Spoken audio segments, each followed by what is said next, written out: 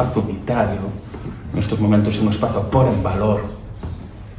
Cando estamos cheos de debates, non houve fugas de capital humano, todo o contrario, sempre hai un bo ambiente e hai unha relación de irmandade. Eu nunca me sentín tan cómodo como no espazo Compostela Aberta, por iso estou hoxe aquí. E eu creo que é un espazo que representa esa posibilidade de esperanza, non?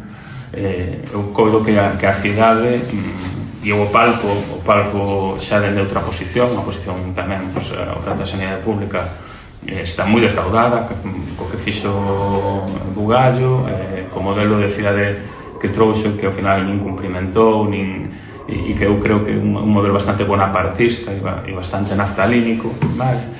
E eu creo que a cidade hai que mandarlle unha mensaxe de que non hai fórmulas alternativas que non pasen por Compostela Aberta, e de futuro e de esperanza que non pasen por Compostela Aberta.